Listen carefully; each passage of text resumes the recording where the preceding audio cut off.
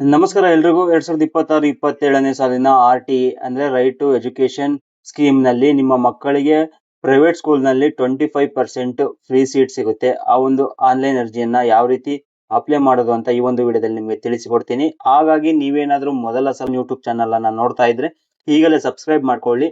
RTE official website ಅನ್ನ open ಮಾಡಿದಾದ್ಮೇಲೆ ಈ ರೀತಿ ಬರುತ್ತೆ. ಇಲ್ಲಿ ಅಪ್ಲಿಕೇಶನ್ ಸಬ್ಮಿಷನ್ ಫಾರ್ RTE ಅಂತ ಇದೆಯಲ್ಲ, ಆ ಒಂದು ಟ್ಯಾಬ್ ನ ಕ್ಲಿಕ್ ಮಾಡಿದಾದ್ಮೇಲೆ ಈ ರೀತಿ ಒಂದು ಪೇಜ್ ಓಪನ್ ಆಗುತ್ತೆ. ಇಲ್ಲಿ ವಿದ್ಯಾರ್ಥಿಯ ಆಧಾರ್ ಸಂಖ್ಯೆಯನ್ನ ಎಂಟ್ರಿ ಮಾಡಬೇಕಾಗುತ್ತೆ. ಆಧಾರ್ ಇದೆಯಾ ಇಲ್ಲ ಅಂತ ಕೇಳುತ್ತೆ. ಎಸ್ ಅಂತ ಕೊಡಿ. ಎಸ್ ಕೊಟ್ಟಾದ್ಮೇಲೆ ಈ ರೀತಿ ಬರುತ್ತೆ.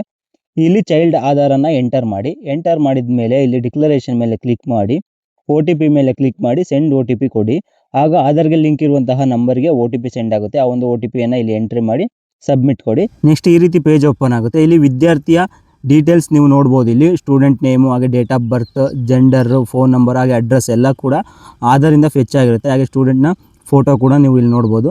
ಹಾಗೆ ಕೆಳಗಡೆ ಸ್ಕ್ರೋಲ್ ಮಾಡಿದ ಮೇಲೆ ಇಲ್ಲಿ ನೀವು ಇರುವಂತಹ ಏರಿಯಾದ ಡೀಟೇಲ್ಸನ್ನು ಎಂಟ್ರಿ ಮಾಡಬೇಕಾಗುತ್ತೆ. ವಿಲೇಜ್ ಅಥವಾ ವಾರ್ಡ್, ನಿಮ್ಮ ಯಾವುದೋ ಒಂದು ವಾರ್ಡ್ ಬರುತ್ತೆ ಅಥವಾ ವಿಲೇಜ್ ಬರುತ್ತೆ, ಅದನ್ನು ಸೆಲೆಕ್ಟ್ ಮಾಡಿದಾದ್ಮೇಲೆ ಇಲ್ಲಿ ಲೋಕಾಲಿಟಿ ಅಂತ ಇರುತ್ತೆ. ಆ ಒಂದು ಏರಿಯಾದಲ್ಲಿ ಎಷ್ಟು ಗ್ರಾಮಗಳು ಬರುತ್ತೋ ಆ ಒಂದು ಗ್ರಾಮದ ಲೀಸ್ಟ್ ಇಲ್ಲಿ ತೋರಿಸುತ್ತೆ.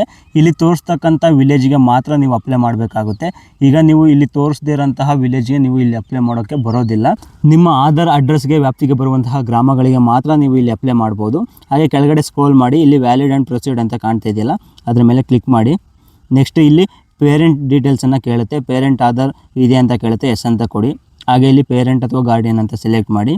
ಪೇರೆಂಟ್ ಅಂತ ಸೆಲೆಕ್ಟ್ ಮಾಡಿದ ಮೇಲೆ ಆ ಒಂದು ಪೇರೆಂಟ್ನ ತಂದೆ ಅಥವಾ ತಾಯಿ ಯಾವುದಾದ್ರೂ ಒಬ್ಬರದು ಆಧಾರ್ ನಂಬರನ್ನು ಇಲ್ಲಿ ಎಂಟ್ರಿ ಮಾಡಬೇಕಾಗುತ್ತೆ. ಆಧಾರ್ ನಂಬರನ್ನು ಎಂಟ್ರಿ ಮಾಡಿದ ಮೇಲೆ ಅವರ ಆಧಾರ್ ಕಾರ್ಡ್ಗೆ ಲಿಂಕ್ ಇರುವಂತಹ ನಂಬರಿಗೆ OTP ಹೋಗುತ್ತೆ. ಆ ಒಂದು OTPಯನ್ನು ಎಂಟರ್ ಮಾಡಿ ಇಲ್ಲಿ ಡಿಕ್ಲರೇಷನ್ ಮೇಲೆ ಕ್ಲಿಕ್ ಮಾಡಿ ಸಬ್ಮಿಟ್ ಕೊಡಿ. ಸಬ್ಮಿಟ್ ಕೊಟ್ಟಾದಮೇಲೆ ಆ ಒಂದು ಪೇರೆಂಟ್ಸ್ನ ಡೀಟೇಲ್ಸ್ ಇಲ್ಲಿ ಓಪನ್ ಆಗುತ್ತೆ. ನೀವು ಇಲ್ಲಿ ನೋಡ್ತಿರ್ಬೋದು. ಪೇರೆಂಟ್ ಆಧಾರಲ್ಲಿರುವಂತಹ ಅಡ್ರೆಸ್, ಹಾಗೆ ಅವರ ಹೆಸರು, ಡೇಟ್ ಆಫ್ ಬರ್ತು, ಹಾಗೆ ಸ್ಟೂಡೆಂಟ್ ಆಧಾರಲ್ಲಿರುವಂತಹ ಅಡ್ರೆಸ್ ಎಲ್ಲ ಕೂಡ ಇಲ್ಲಿ ಶೋ ಆಗುತ್ತೆ. ಹಾಗೆ ಕೆಳಗಡೆ ಸ್ಕ್ರೋಲ್ ಮಾಡಿ ಇಲ್ಲಿ ವ್ಯಾಲಿಡ್ ಆ್ಯಂಡ್ ಪ್ರೊಸೀಡ್ ಅಂತ ಇದೆಯಲ್ಲ, ಅದರ ಮೇಲೆ ಕ್ಲಿಕ್ ಮಾಡಿ. ನೆಕ್ಸ್ಟ್ ಈ ರೀತಿ ಬರುತ್ತೆ. ಇಲ್ಲಿ ರಿಸರ್ವೇಷನ್ ಕ್ಲೈಮನ್ನು ನೀವು ಮಾಡ್ಬೋದು. ಆ ಸ್ಟೂಡೆಂಟ್ಗೆ ಸಂಬಂಧಪಟ್ಟಂತಹ ರಿಸರ್ವೇಷನ್ನ ನೀವು ಇಲ್ಲಿ ನೋಡ್ಬೋದು. ಕೆಲವೊಂದು ಲೀಸ್ಟ್ ಇದೆ.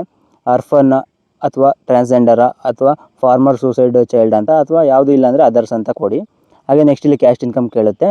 ಸ್ಟೂಡೆಂಟ್ನ ಕ್ಯಾಸ್ಟ್ ಇನ್ಕಮ್ RD ನಂಬರನ್ನು ಇಲ್ಲಿ ನೀವು ಎಂಟ್ರಿ ಮಾಡಬೇಕಾಗುತ್ತೆ. RD ನಂಬರನ್ನು ಎಂಟರ್ ಮಾಡಿ ಇಲ್ಲಿ ಫೆಚ್ ಡೀಟೇಲ್ಸ್ ಮೇಲೆ ಕ್ಲಿಕ್ ಮಾಡಿದರೆ ಆ ಒಂದು ಸ್ಟೂಡೆಂಟ್ನ ಕ್ಯಾಸ್ಟ್ ಇನ್ಕಮ್ ಡೀಟೇಲ್ಸ್ ಫೆಚ್ ಆಗುತ್ತೆ. ಫೆಚ್ ಆದಮೇಲೆ ಡೀಟೇಲ್ಸ್ನ ಒಮ್ಮೆ ಚೆಕ್ ಮಾಡಿಕೊಂಡು ಕೆಳಗಡೆ ಸ್ಕ್ರೋಲ್ ಮಾಡಿ ಮತ್ತೆ ಪ್ರೊಸೀಡ್ ಮೇಲೆ ಕ್ಲಿಕ್ ಮಾಡಿ. ಆಗ ನೆಕ್ಸ್ಟ್ ಪೇಜ್ ಓಪನ್ ಆಗುತ್ತೆ. ಆಲ್ಮೋಸ್ಟ್ ಎಲ್ಲ ಡೀಟೇಲ್ಸ್ ಕೂಡ ಆಟೋ ಫೆಚ್ ಆಗಿರುತ್ತೆ. ನೀವು ಇಲ್ಲಿ ನೋಡ್ತಿರ್ಬೋದು. ಸ್ಟೂಡೆಂಟ್ ಡೀಟೇಲ್ಸು, ಹಾಗೆ ಪೇರೆಂಟ್ ನೇಮು, ಅವರ ಅಡ್ರೆಸ್ಸು ಎಲ್ಲ ಕೂಡ ಫೆಚ್ ಆಗಿರುತ್ತೆ. ನೀವು ಎಂಟ್ರಿ ಮಾಡಬೇಕಾಗಿರೋದು ಇಷ್ಟೇ. ಕೆಳಗಡೆ ಸ್ಕ್ರೋಲ್ ಮಾಡಿದಾದ್ಮೇಲೆ ಕಾಂಟ್ಯಾಕ್ಟ್ ನಂಬರನ್ನು ಎಂಟರ್ ಮಾಡಿ. ಹಾಗೆ ಕೆಳಗಡೆ ಸ್ಕ್ರೋಲ್ ಮಾಡಿದಾದ್ಮೇಲೆ ಯಾವ ಒಂದು ಮೀಡಿಯಮ್ ಅಂತ ಸೆಲೆಕ್ಟ್ ಮಾಡಬೇಕಾಗುತ್ತೆ, ಕನ್ನಡ ಮೀಡಿಯಮ್ ಅಥವಾ ಇಂಗ್ಲೀಷ್ ಮೀಡಿಯಮ್ ಅಂತ ಅದನ್ನು ಸೆಲೆಕ್ಟ್ ಮಾಡಿ. ಹಾಗೆ ರಿಲಿಜಿಯನನ್ನು ಸೆಲೆಕ್ಟ್ ಮಾಡಬೇಕಾಗುತ್ತೆ. ರಿಲಿಜಿಯನ್ ಸೆಲೆಕ್ಟ್ ಮಾಡಿದ ಮೇಲೆ ಇಲ್ಲಿ ಮದರ್ ಟಂಗ್ ಯಾವುದು ಅಂತ ಸೆಲೆಕ್ಟ್ ಮಾಡಿ. ಸೆಲೆಕ್ಟ್ ಮಾಡಿದ ಮೇಲೆ ಕೆಳಗಡೆ ಸ್ಕ್ರೋಲ್ ಮಾಡಿದಾದ್ಮೇಲೆ ಇಲ್ಲಿ ಸೆಲೆಕ್ಟ್ ಸ್ಕೂಲ್ ಅಂತ ಇದೆಯಲ್ಲ, ಅದರ ಮೇಲೆ ಕ್ಲಿಕ್ ಮಾಡಿ.